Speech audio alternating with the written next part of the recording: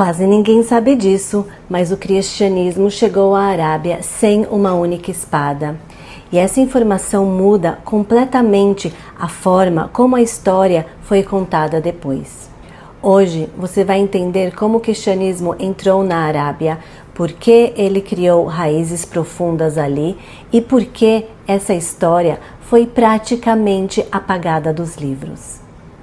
Quando se fala em cristianismo na Arábia, a primeira reação costuma ser surpresa. Mas essa surpresa não vem da falta de evidências. Ela vem do fato de que essa história quase nunca é ensinada.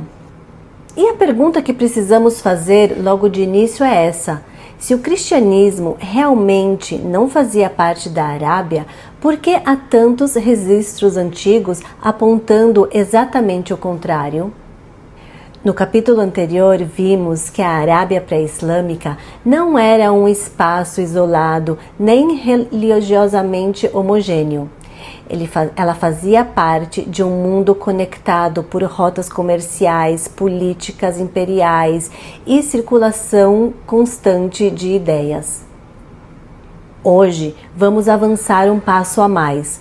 Vamos responder a uma pergunta central que muda completamente a forma como se enxerga a história da região. Como o cristianismo chegou à Arábia e por que ele conseguiu criar raízes ali. Durante os primeiros séculos da era cristã, a Península Arábica não estava fora do mundo mediterrâneo.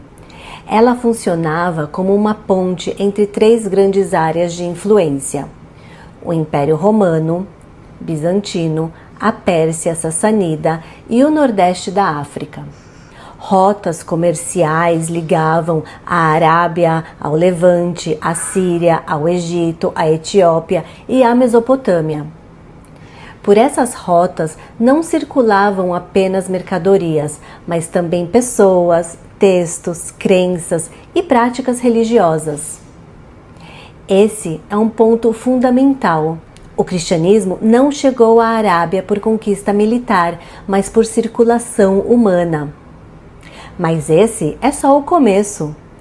Nos primeiros séculos, o cristianismo não se expandia principalmente por estruturas estatais, nem por templos monumentais.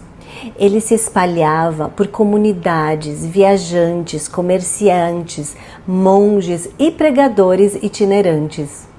Fontes cristãs antigas mencionam a presença de fiéis e comunidades cristãs em regiões chamadas genericamente de Arábia. Esse termo não se referia apenas ao atual território da Arábia Saudita, mas a um conjunto amplo de regiões habitadas por povos árabes. Um dado importante aparente na própria literatura cristã primitiva é a carta de Paulo aos Gálatas, que menciona que ele passou um período na Arábia após sua conversão. E embora o texto não detalhe locais específicos, ele confirma que a região já fazia parte do horizonte cristão no século I. A partir do século III, surge um fenômeno decisivo para a presença cristã na Arábia: o movimento ascético oriental.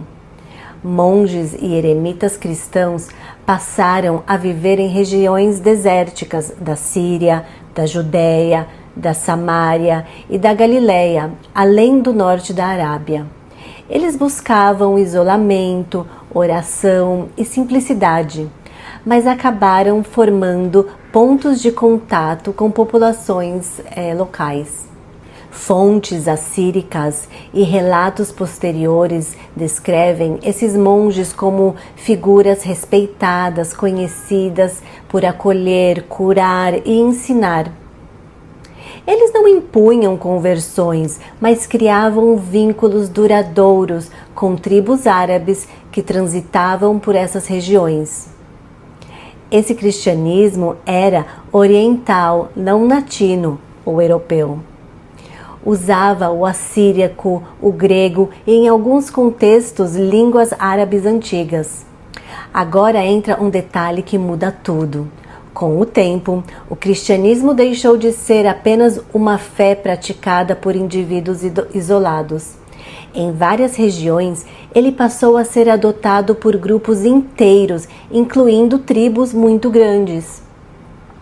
Isso aconteceu especialmente em zonas de fronteira entre impérios, onde alianças políticas, comércios e religião se entrelaçavam. Converter-se ao cristianismo podia significar também alinhar-se culturalmente ao mundo bizantino ou etíope, sem perder identidade árabe. E é importante deixar isso claro: essas conversões não apagavam a cultura árabe. Elas reinterpretavam essa cultura dentro de um novo horizonte religioso.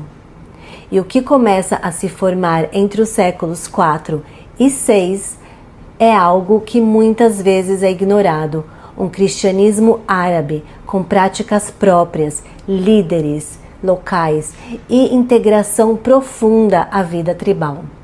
Não se tratava de comunidades estrangeiras vivendo na Arábia, mas de árabes cristãos falando línguas semíticas, organizando sua vida social e religiosa dentro desse novo quadro. Esse cristianismo não era marginal, ele estava presente em rotas comerciais, cidades oásis e zonas estratégicas do deserto. Quando olhamos para esse período, fica claro que o cristianismo não foi um elemento estranho à Arábia. Ele chegou cedo, se espalhou de forma orgânica e criou raízes reais. No próximo capítulo, vamos avançar um passo além. Vamos ver como tribos árabes inteiras adotaram o cristianismo como identidade coletiva e quais eram as implicações políticas, sociais e religiosas dessa escolha.